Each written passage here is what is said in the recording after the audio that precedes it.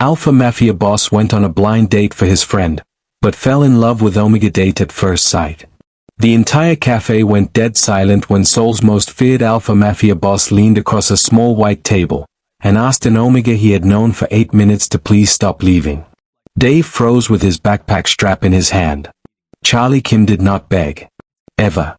Men had wept at his feet. Rivals had surrendered empires to avoid his phone calls. And here he was, jaw tattoo, tailored black suit, the kind of alpha whose pheromones made trained bodyguards instinctively lower their eyes, leaning forward over 2 cups of coffee, voice low, asking a law student in a blue sweater to sit back down. Dave sat back down. Neither of them understood why. Charlie Kim was feared across Seoul. Cold. Surgical. Untouchable. He ran the Kimura syndicate like a chess grandmaster, every move 3 steps ahead, every risk already calculated, every emotion already buried. People did not cross him twice. His own men spoke his name carefully, like a word that could cut. He did not date. He did not trust. He did not feel. Feelings were a liability. Liabilities got people killed. Then one morning, his phone lit up. Jiho. His oldest friend. His most loyal lieutenant. Charlie. I need you. Blind date. 30 minutes. I twisted my ankle, I can't walk, he, the contact set it up, I cannot cancel last minute, please. No. I owe you my life. Charlie was quiet for exactly 4 seconds. 10 minutes. I sit, I leave. Don't call this a favor. He did not change out of his work suit. He drove to a quiet cafe near Yonsei University with the patience of a man completing a transaction. He checked his watch when he sat down. He planned to check it again in 10 minutes and stand up. Then the cafe door opened. Dave walked in late, backpack strap twisted, a smear of ink on his left hand, dark braided hair slightly windswept, and Charlie's entire chest did something it had never done before. It stopped.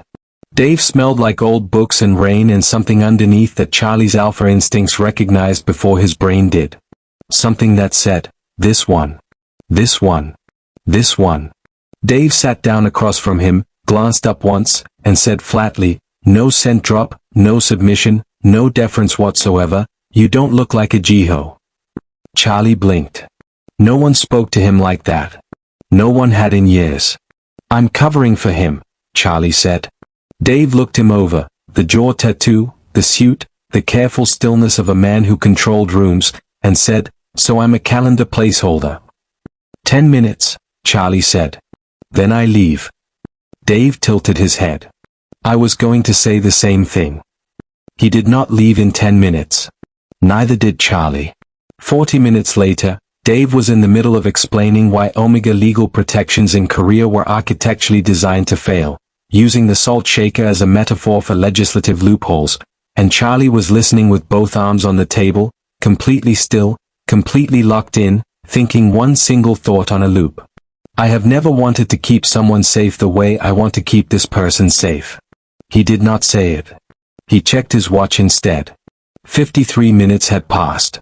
Dave noticed him checking. You can leave, Dave said, not unkindly. You said 10 minutes. I changed my mind, Charlie said. Dave looked at him for a long moment. Something shifted in the air between them, warm and dangerous and not entirely unwelcome. Dave's scent, already bleeding through his suppressors, curled faintly toward Charlie like an involuntary admission. Dave picked up his backpack. Stood. Same time next week doesn't work for me.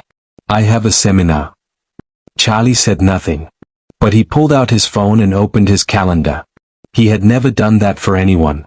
He didn't know yet that this Omega, brilliant, principled, fury quiet, and completely unimpressed by everything Charlie had spent his entire life building, was about to become the only thing that mattered.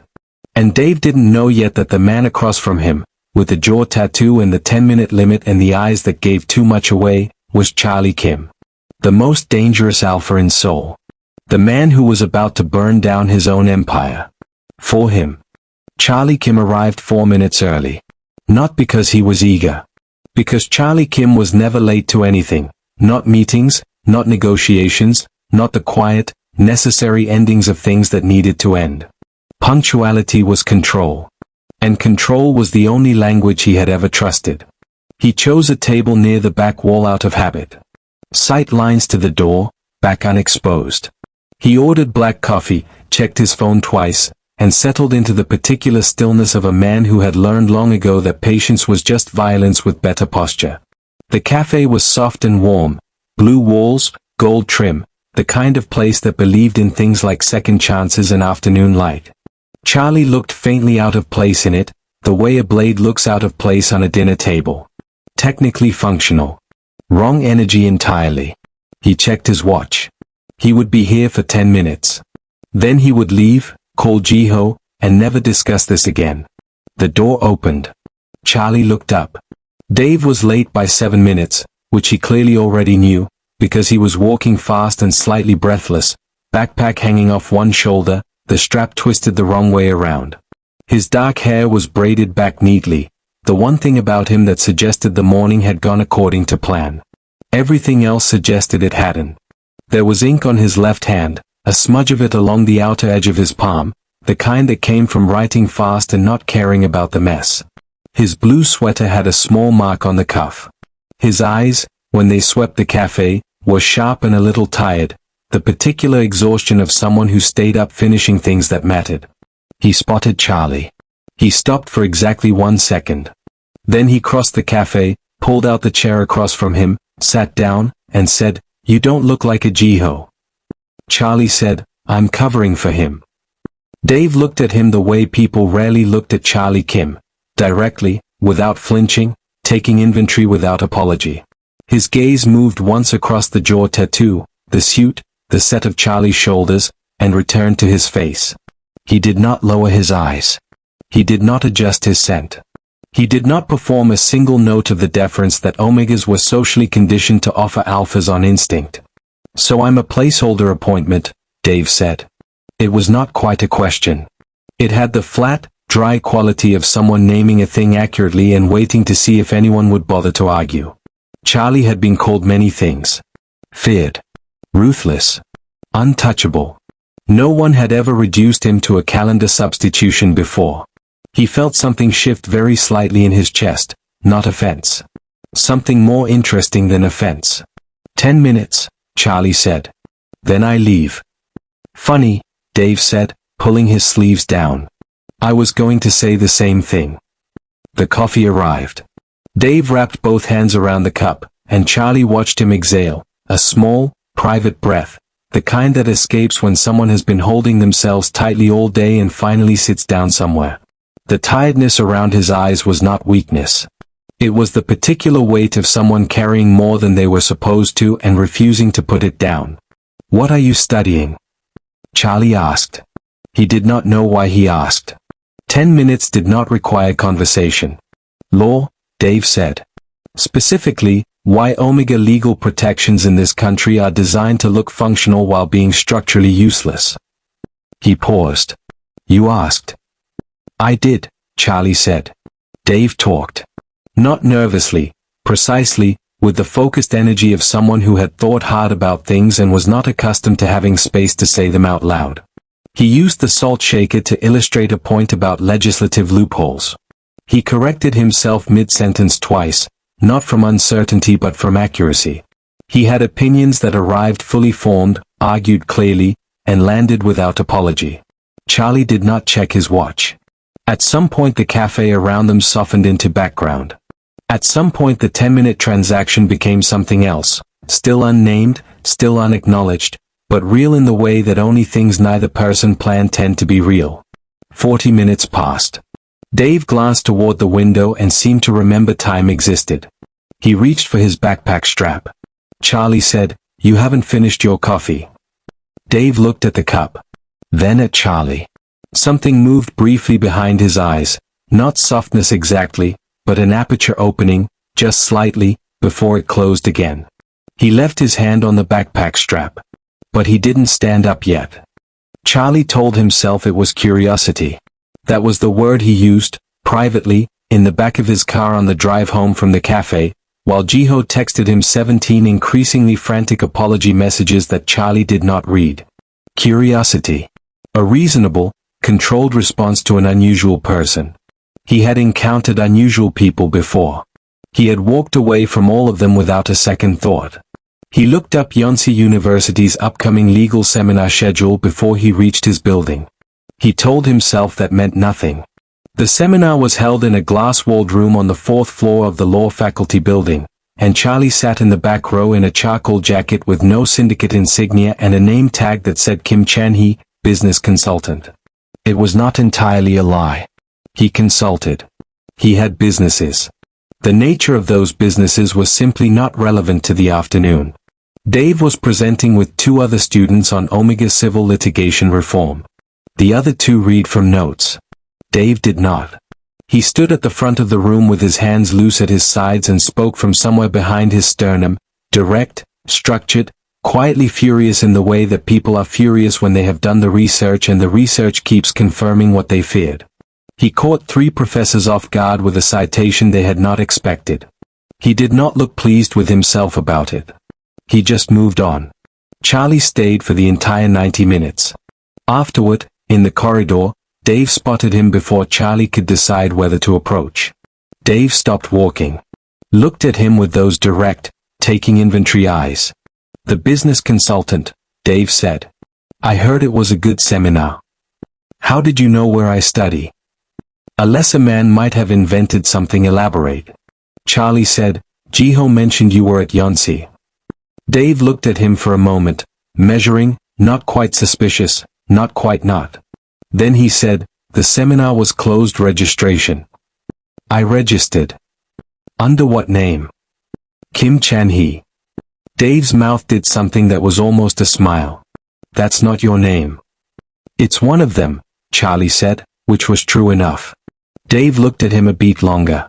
Then he picked up his bag and said, "There's a cafe on Sinshin Row. I study there Mondays, Wednesdays, and Fridays. The Americano is mediocre but the corner table has an outlet." He paused. "I'm not inviting you. I'm just telling you where I'll be, in case you were going to find out anyway." He walked away without waiting for a response.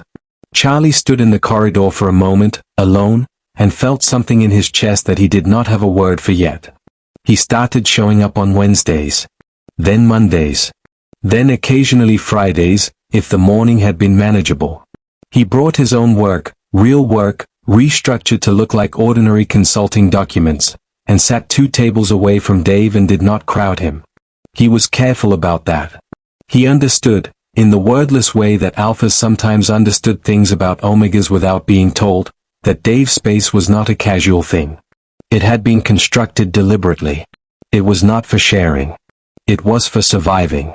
So Charlie sat 2 tables away and let Dave set the temperature of every interaction. Dave never initiated. But he also never looked surprised when Charlie was there. It was a Wednesday in late October when Charlie came directly from a meeting he had not had time to prepare for, which meant he had not taken his scent suppressants that morning. He realized it in the car. He almost turned back. He didn't.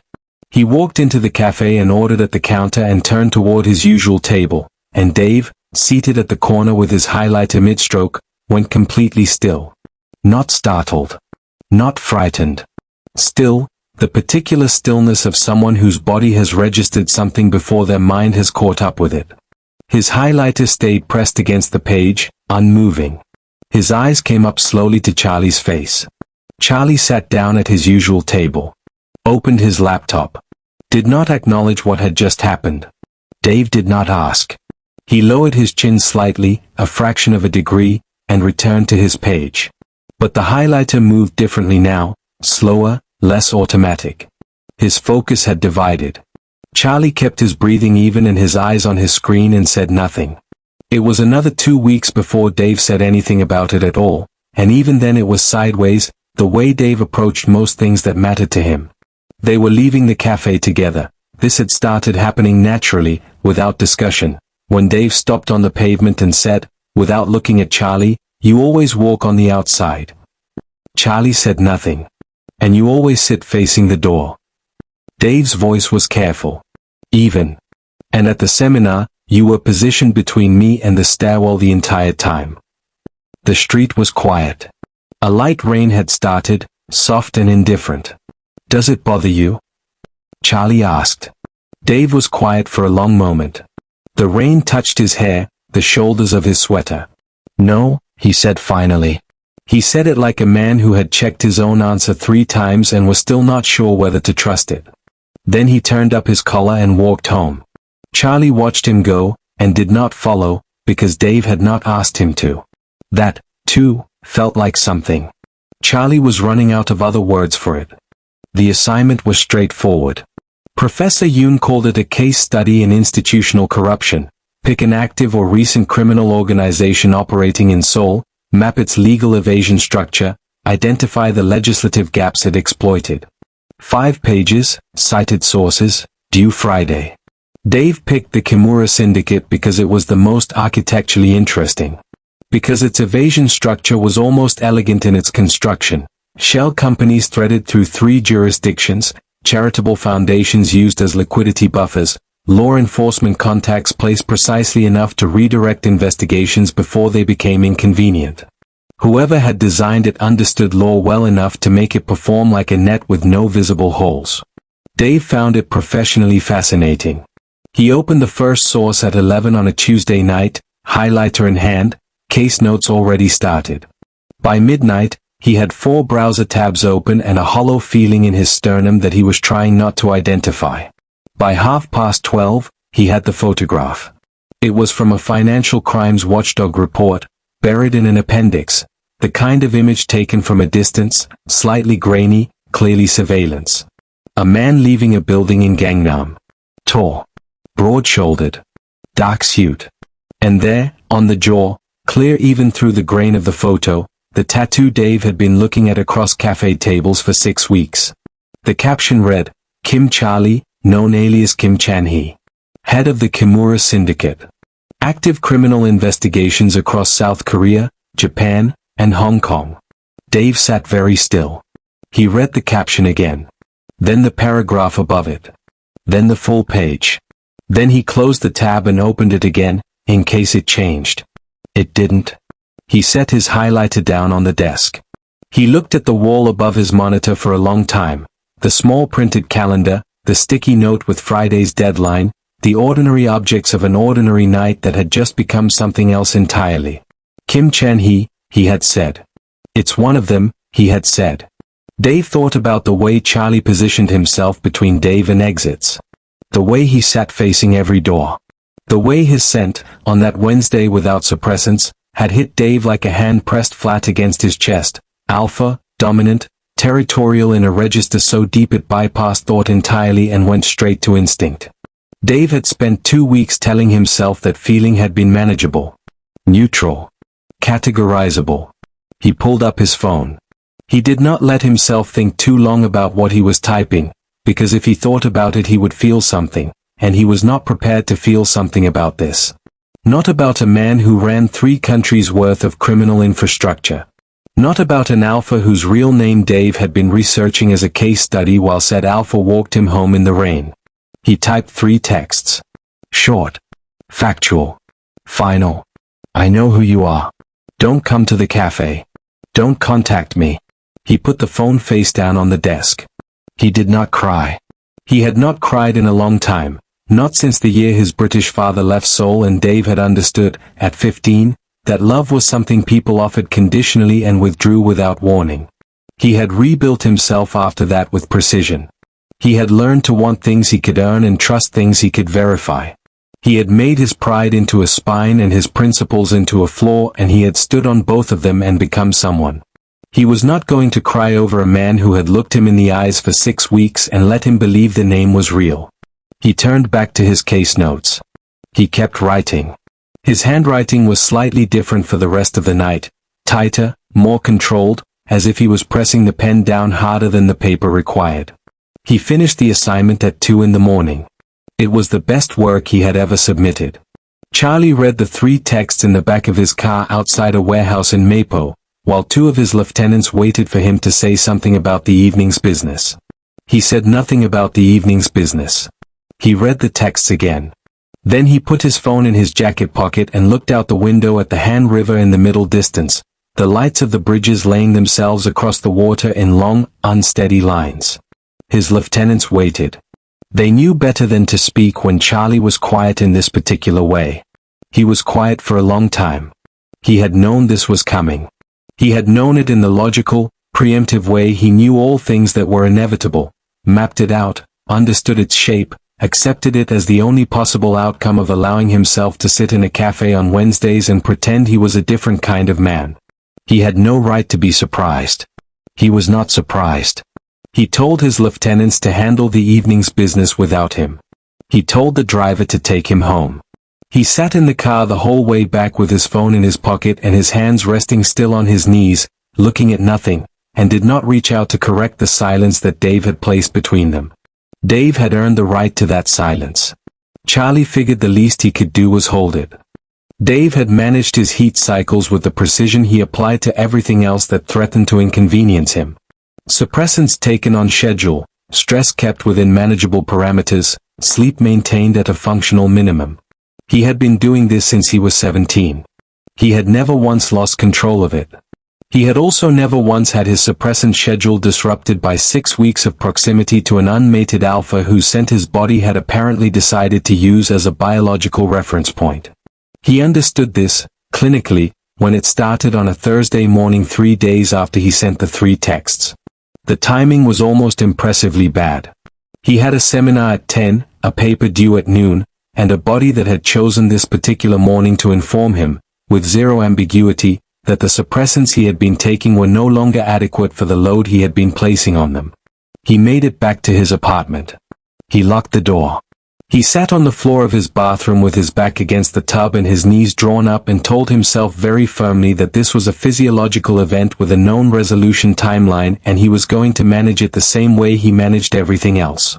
His phone was in his hand. He was not going to call anyone. He was not going to call Charlie Kim. Jiho found him by accident.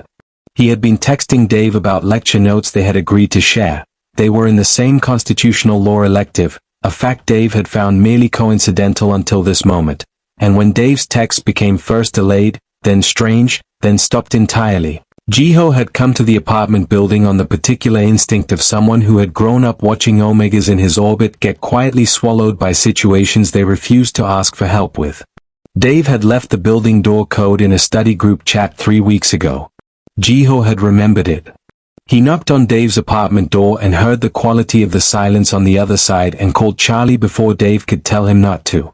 Charlie arrived in 19 minutes. Dave heard him in the hallway, heard Jiho's low voice, and then a longer silence, and then Jiho leaving, and then nothing but the particular presence of someone standing very still on the other side of a door. Even through the wood and the distance, Charlie's scent reached him, and Dave's body responded to it with a directness that made him press the back of his head hard against the wall and close his eyes. He hated this. He hated all of it, the biology, the timing, the fact that his own body had been building toward this specific man for weeks without his permission.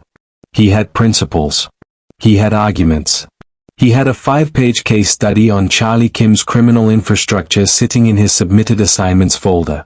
None of it was relevant to what was currently happening in his nervous system, and that was the most humiliating part. Charlie's voice came through the door. Low. Even.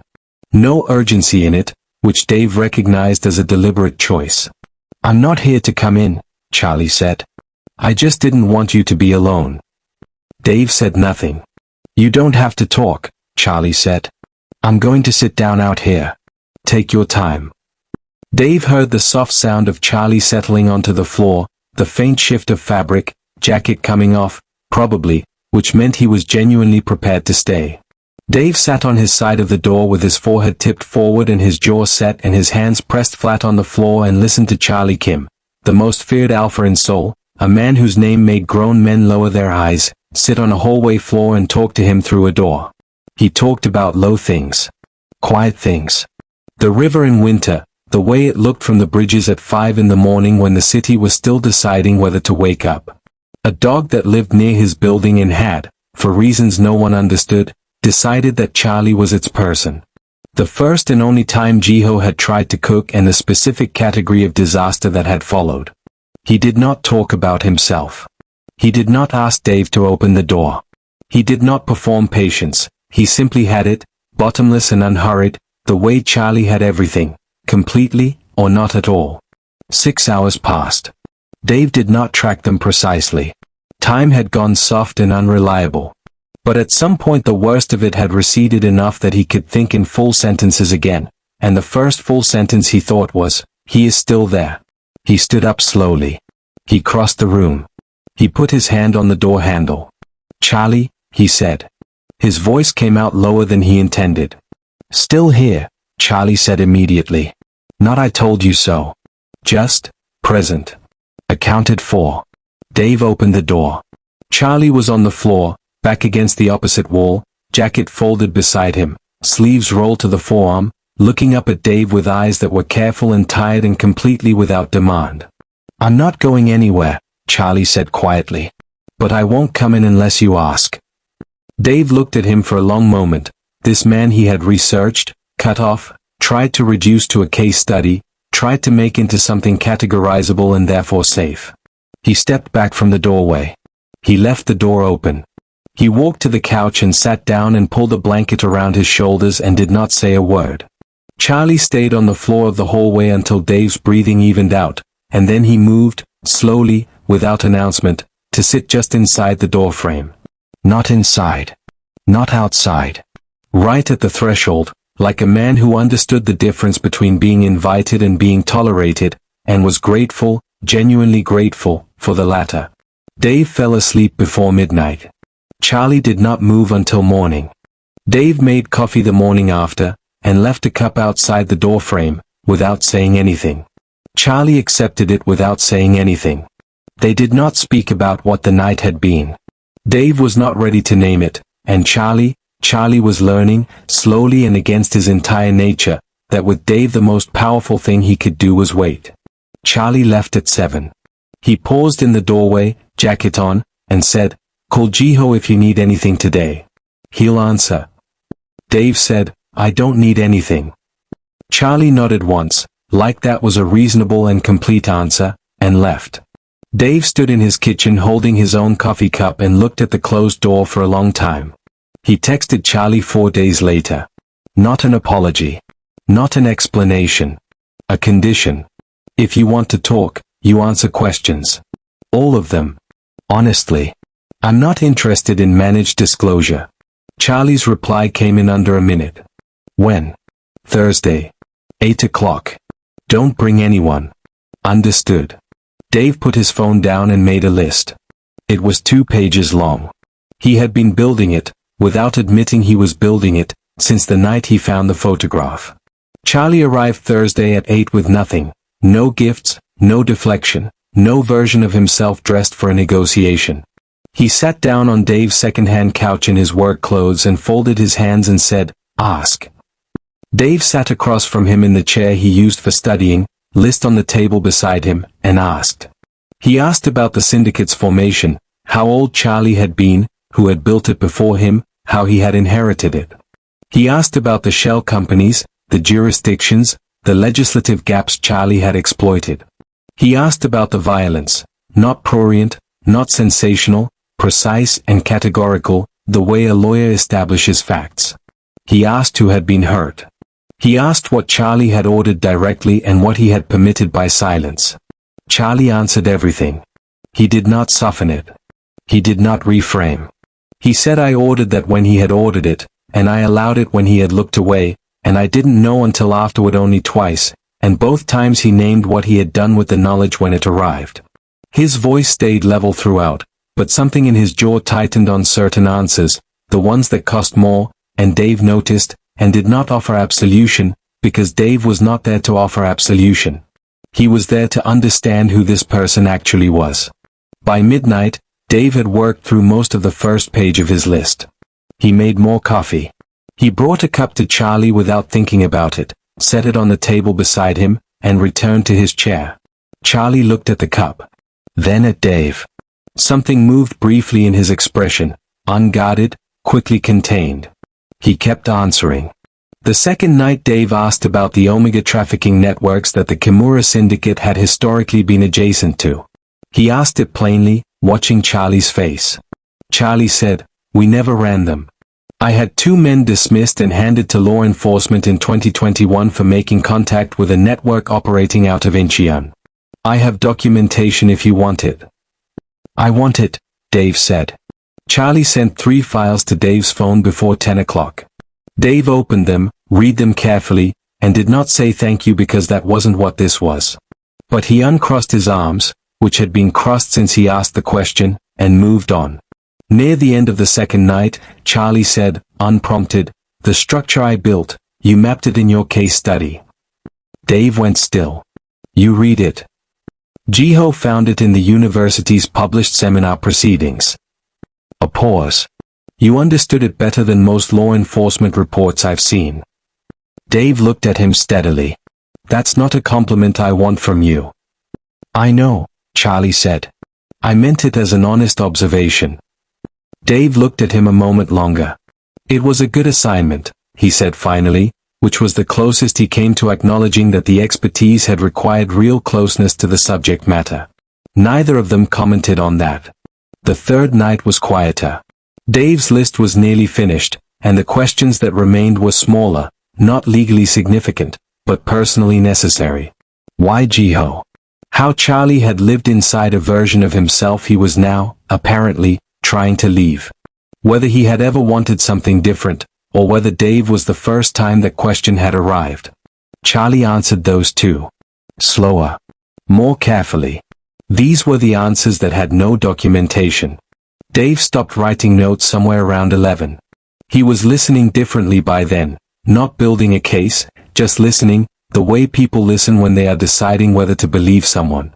At some point the lamp on the desk made the room very small and warm.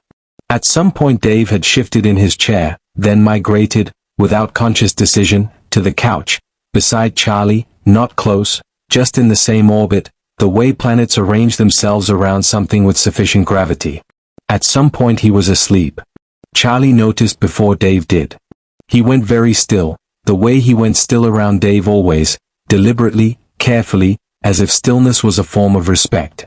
Dave's head had found his shoulder at some unmarked moment in the night, and his breathing had slowed to something deep and unguarded, and the tension that Dave carried in his jaw and his brow even in ordinary conversation had finally, completely, let go. Charlie did not move.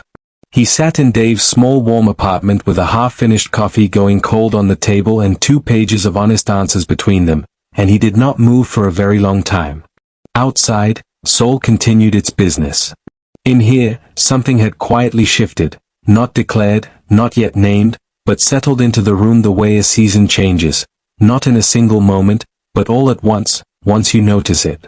Charlie noticed it. He looked at the ceiling and allowed himself, just briefly, to want something good. The photograph arrived on a Monday. Charlie found it when he came home at 6 in the morning from a restructuring meeting, one of the quiet, administrative dismantlings he had been conducting in careful increments since the third night in Dave's apartment, moving assets, redirecting accounts, beginning the slow architectural work of making the Kimura syndicate smaller and then smaller again. He had not told Dave this yet. He was not ready to offer it as evidence of anything. He wanted to do it first, and talk about it second, because Dave had no patience for men who announced intentions instead of following through on them. The envelope was plain. No markings. Slipped precisely under the door of his private residence. Not his office, not his public-facing building, but the apartment that fewer than 6 people in Seoul knew existed. That was the first message. "I know where you live." He opened it. A single photograph. Dave, outside the main gate of Yonsei University, backpack on, looking down at his phone. Taken from across the street, slightly elevated, a car, probably, or a building entrance. Clear enough that Dave's face was identifiable. Clear enough to be a statement of capability rather than an accident. On the back, in print so neat it was almost courteous, "Interesting company you're keeping, Kim." Charlie set the photograph on his kitchen table. He stood over it with his hands in his pockets and looked at it for a long time. Ryu Seongmin had been a peripheral problem for 3 years, a syndicate head operating out of Busan who had been expanding north with the patience of someone who understood that Seoul was a long game. He was not reckless. That was what made him dangerous. Reckless men made moves you could predict and counter. Ryu made moves that were designed to be felt before they were understood, and by the time you understood them, the next one was already in motion. Charlie's first instinct arrived fully formed and entirely familiar. It was the instinct that had kept him alive for 15 years in a world that killed people for showing vulnerability. It spoke in the language of preemption and leverage and the particular efficiency of problems resolved before they became crises. He could have Ryu's Busan operation disrupted by Wednesday. He could make the photograph irrelevant by making Ryu's ability to act on it irrelevant. He had done more with less, faster, with fewer resources than he currently had available. He stood over the photograph and let the instinct run its full course in his mind, detailed and complete. Then he picked up his phone and called Dave. Dave answered on the third ring, voice carrying the particular texture of someone interrupted mid-focus. "It's early. I need to see you today," Charlie said. "Not the cafe. Somewhere private." A pause. "Why?" "There's something I should have told you sooner. And something new that happened this morning. I want to tell you both in person." Another pause, longer. Dave was not a person who rushed past silences, he used them to think, and Charlie had learned to let him. "How serious?" "Serious enough that you should know before you decide anything." "Decide anything about what?" "About whether you want to keep seeing me." The silence this time was different in quality. Then Dave said, 7 o'clock. "My apartment." He hung up without waiting for confirmation. Charlie arrived exactly at 7 with nothing in his hands and all of it in his face, which was as close to open as Charlie Kim got, and Dave, who had spent months learning to read the geography of this man's expressions, recognized it immediately. He set the photograph on Dave's kitchen table. Dave looked at it without touching it. He looked at it for a long time. The way Dave looked at things he was building a complete understanding of before he responded to them. His jaw tightened once. Then he sat down. Charlie sat across from him and told him about Ryu, the 3-year expansion, the northern push, the specific intelligence of a man who had identified Charlie's residential address and used it to announce that he had also identified something more valuable. He told Dave that the photograph meant Ryu had been watching for long enough to know that Dave existed and was significant. He told Dave that this was his fault, not Dave's, because Charlie had allowed himself to be seen, and being seen had consequences in the world Charlie had built and not yet fully dismantled. He told Dave about the dismantling. Quietly, without presenting it as a gesture. He described the restructuring he had been conducting for the past several weeks, the asset transfers, the account redirections, the incremental reduction of the syndicate's operational capacity. He said, "I started it after the 3rd night. I should have told you when I started. I didn't, because I wanted it to be real before I said it out loud." Dave was quiet for a long time after Charlie stopped talking. "What was your first instinct this morning?" Dave asked. "When you found the photograph." Charlie looked at him steadily. "To neutralize Ryu before he could use it." "And?" "And I called you instead." Dave looked at the photograph on the table between them. Then at Charlie. Something moved in his expression, not relief exactly, not softness, but the particular quality of a person recalculating something they had been holding carefully for a long time. He did not say thank you. He said, "Tell me everything you know about Ryu's operation." He got up to make coffee. He brought 2 cups back without being asked. It happened on a Tuesday, which felt wrong somehow, too ordinary a day for the thing that occurred in it. Dave had a hearing observation scheduled at the Seoul Central District Court, a 3rd-year requirement he had been looking forward to for weeks. He left his apartment at 8:30 with his notebook and his student ID and his transit card, the same way he left every morning, moving through the city with the particular efficiency of someone who had learned to navigate it on his own terms. Ryu's men took him half a block from the courthouse entrance. It was clean and fast and professional, a car pulling to the curb, 2 men, a brief and absolute removal from the public street before anyone nearby had fully processed what they were seeing. Dave had time to register what was happening, and to be coldly, furiously clear-eyed about it, and to do the mental calculation that resistance at this specific moment would be counterproductive. He got in the car. He kept his notebook. Charlie's phone rang at 9:14.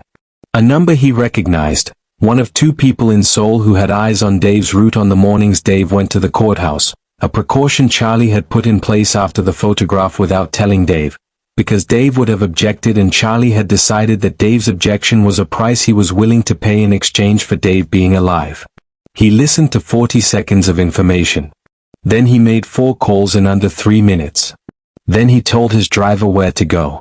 Ryu had chosen a building in Yeongjungpo, neutral territory by old syndicate geography, which meant he still thought this was a negotiation about territory.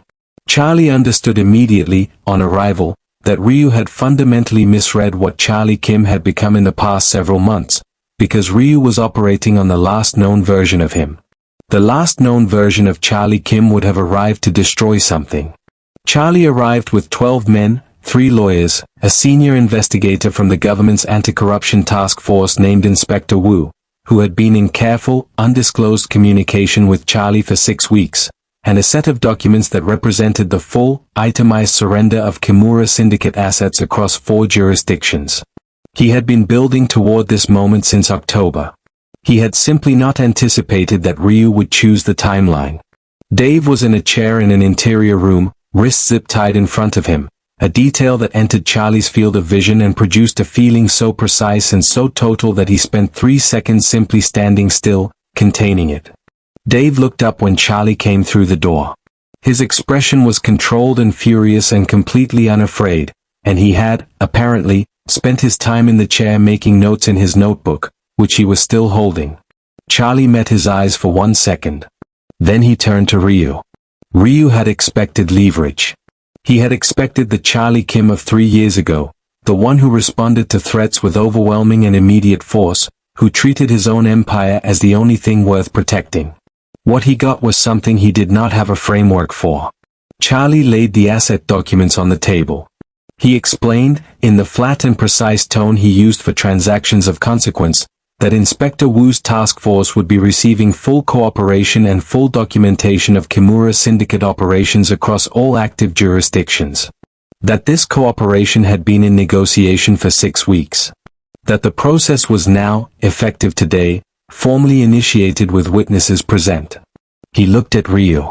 "You have nothing to leverage," he said. "There's nothing left to threaten." Ryu looked at the documents. At Inspector Wu. At the 12 men positioned throughout the room who had not moved and were not going to move unless Charlie said otherwise.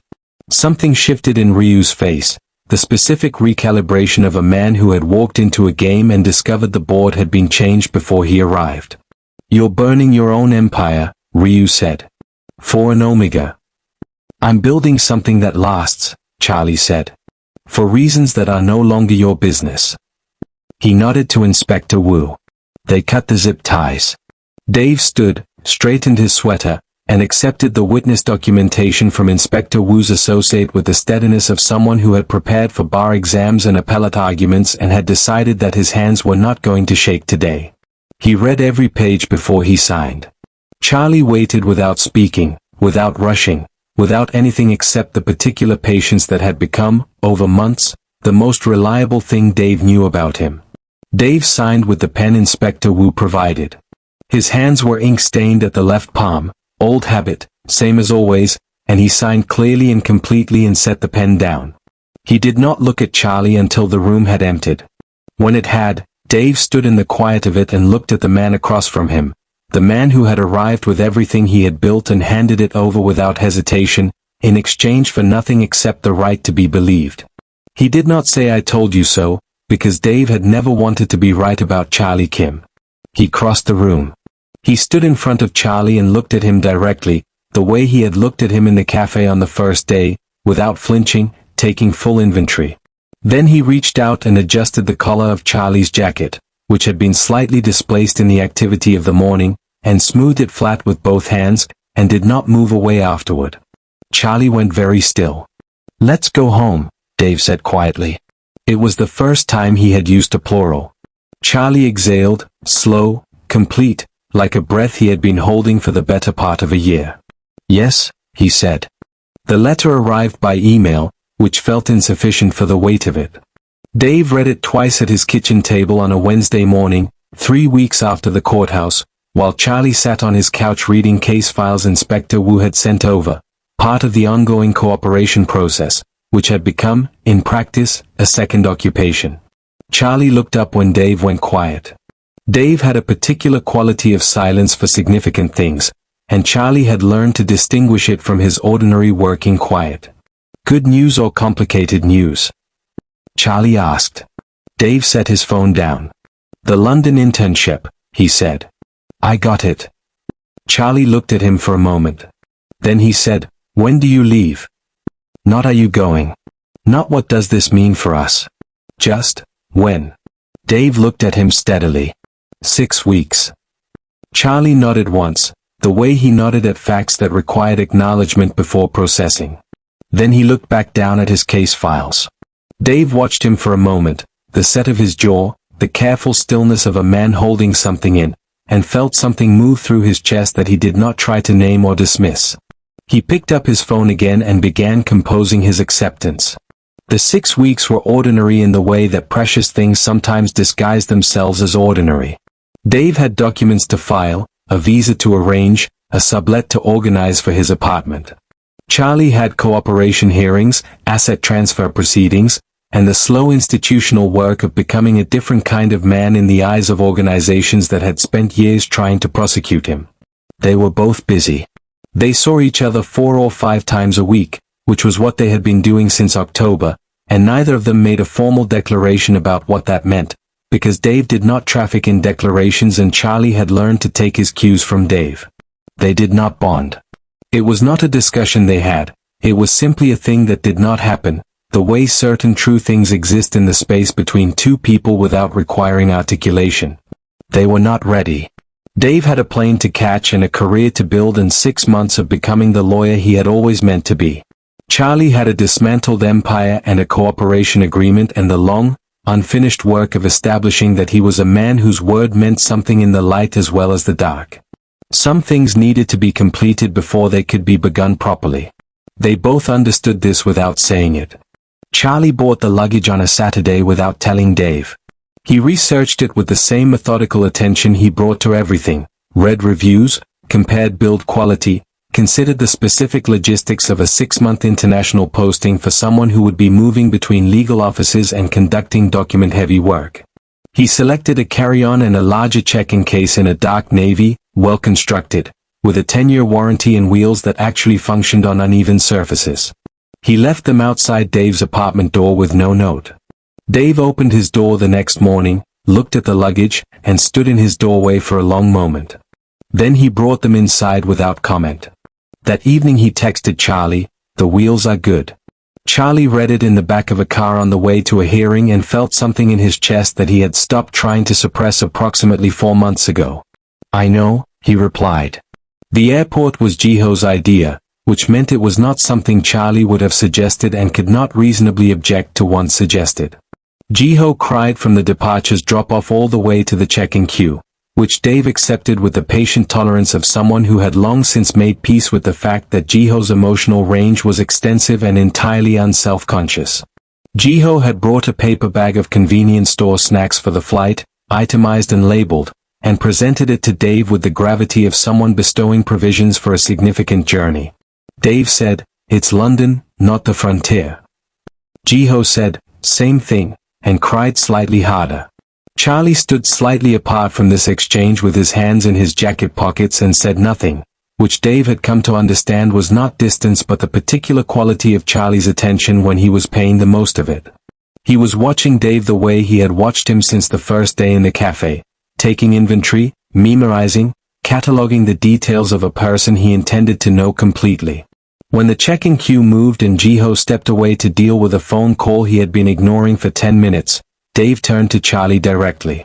They stood in the departures hall in the ordinary noise of a Thursday morning, people moving around them in all directions, and looked at each other the way they had learned to look at each other, without armor, without performance, without anything except the plain fact of what was between them.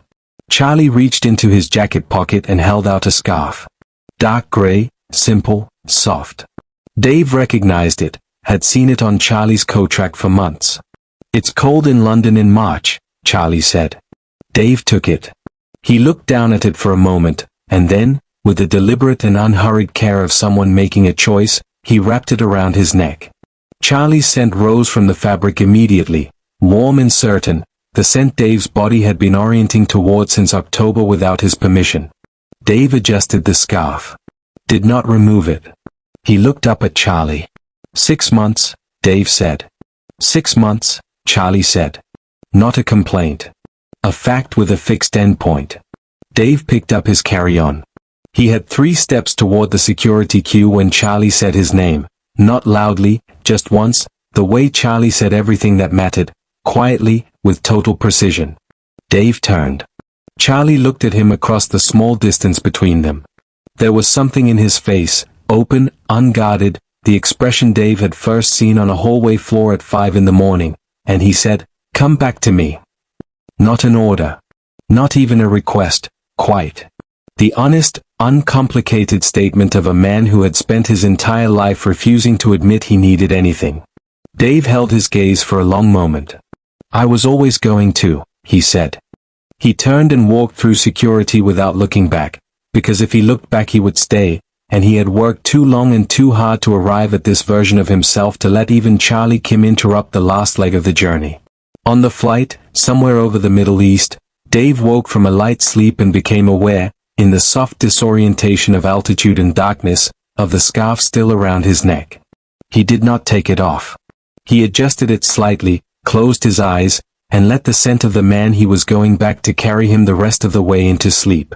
Dave passed the Korean bar exam on a Tuesday morning in London, sitting at a desk in his internship housing with bad overhead lighting and a cup of tea that had gone cold 2 hours before he finished.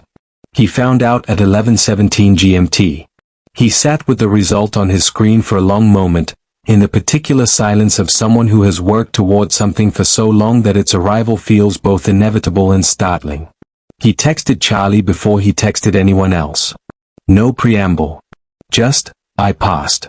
Charlie's reply came in 40 seconds. 2 words, "I know." Dave stared at his phone. "How?" "Inspector Wu has a contact at the admissions board. I asked him to let me know when results were released." Dave sat back in his chair. Outside the window, London was doing its usual gray and unhurried morning. He looked at Charlie's message for a long moment and felt the particular warmth of being known by someone who pays attention not because they are required to but because they have decided you are worth the precision. "That's a misuse of official contacts," Dave typed. "Former criminal," Charlie replied. "Managing the transition." Dave laughed. Actually laughed, alone in a room in London at 11:20 in the morning, and then looked at the ceiling and thought, 6 more weeks. He came home on the 1st of April, which Jiho said was cosmically appropriate and Dave said was a coincidence and Charlie said nothing about because Charlie had stopped at the grocery store that morning and stocked Dave's refrigerator with the specific things Dave actually ate, using the key Dave had given him 3 months into the internship for the practical purpose of collecting mail, and had not mentioned doing so. Dave discovered it that evening after dropping his bags. He stood in his kitchen and opened the refrigerator and stood there for a moment, taking inventory, the particular brands, the specific items, the evidence of someone who had paid close enough attention to know the difference between what Dave said he would eat and what Dave actually ate. He closed the refrigerator. He sent Charlie one text, Han River. "Tomorrow. 6 o'clock. Charlie replied, "I'll be there." Spring had arrived in Seoul in the tentative, provisional way of early April, warm enough during the day to believe in it, cool enough at dusk to remember winter had opinions. The river caught the last of the light and held it in long, moving lines across the water, and the path along the bank was occupied by the ordinary evening population of the city, runners, couples, an elderly man feeding birds with the methodical patience of a long-standing appointment. Charlie was there before 6. Dave saw him from a distance, standing at the railing above the water, hands in his jacket pockets, watching the river with the self-contained stillness that had once read to Dave as dangerous and now read as simply Charlie, the way certain people occupy space so completely that the space organizes itself around them. He was not surrounded by men. There were no black cars idling at the curb, no lieutenants at a respectful distance, no architecture of threat holding the perimeter. He was alone, on a public path, on an ordinary evening, like a person who had nothing to protect and nothing to hide. Dave stopped a few feet away. Charlie turned. He looked at Dave the way he had looked at him in the departures hall 6 months ago, fully, without reservation, taking the whole of him in at once. "You look different," Charlie said. "London does that," Dave said. He moved to stand beside Charlie at the railing. Below them, the Han River ran its indifferent and continuous course. "How's the consultancy?" 3 contracts with law enforcement agencies. 1 with a financial crimes unit in Busan. Inspector Wu refers cases. A pause. "It's slow." "Slow is legitimate," Dave said. "I know. I'm learning to prefer it." Dave looked at him sidelong. Charlie was different too, not softer, not diminished, but settled in a way he had not been before, as if he had stopped bracing against something. The jaw tattoo caught the dusk light the same way it always had. His eyes, when they met Dave's, were open in the way that had taken Dave months to trust and had become, somewhere along the way, the thing he most looked forward to returning to. "You're not the alpha I was set up with," Dave said. Charlie considered this. "No," he said. "I'm the one who chose to be better." The words landed simply, without performance, the statement of a man who had done the work quietly and in the right order and was not asking for credit, simply acknowledging a fact. Dave turned to face him fully. And then, with the deliberate and conscious decision of a man who had spent 6 months in London and 6 months before that learning the difference between surrender and choice, he stopped. He let his suppressants go. Not chemically, he had taken them that morning, but the other kind. The internal architecture of careful distance he had been maintaining since the first day in the cafe, the controlled management of his own scent and response and the permissions he gave his own biology. He let it down, all of it, the way you open a window you have kept closed for a very long time. His scent opened fully into the evening air, warm and unguarded, rain and old books and something underneath that was simply Dave, unmediated, offered without condition. Charlie went completely still. He inhaled once, not dramatic, not performed, just a single breath taken with the full attention of a man receiving something he had waited for without demanding it. His eyes closed. The tension across his shoulders released in one slow, complete movement, like a structure that had been bearing weight for years and has finally been permitted to rest. When he opened his eyes, he was smiling. It was not the controlled, minimal expression Dave had occasionally seen in unguarded moments over the past year. It was something that started in his eyes and arrived at his mouth without stopping to ask permission, open and unhurried and entirely, completely real. It was the smile of a man who had not known he was still capable of one. Dave looked at it for a moment. Then he looked at the river. "Walk with me," he said. Charlie fell into step beside him. They walked along the Han River as the last of the light left the water and the city came on in increments around them. The bridges first, then the buildings, then the ordinary constellations of a sole evening arranging themselves above the skyline. They walked without destination, without urgency, without the particular weight of men who are being followed or watched or anticipated. No one followed them. For the first time, no one needed to. Somewhere near the second bridge, without announcement or ceremony, Dave's hand found Charlie's at their sides, not grasping, just present, the way certain true things arrive, quietly, completely, as if they were always going to. Charlie's fingers closed around his. They kept walking. The river ran alongside them, unhurried and continuous, carrying the city's reflection in long and shifting lines, 2 men moving through an ordinary evening in Seoul, on the other side of everything they had survived to get here, choosing each other in the plain and unwitnessed way that only the most real choices are ever made. No audience. No performance. No version of themselves designed for anyone else's understanding. Just this. Just them. Just the river and the evening and the long, open road of whatever came next.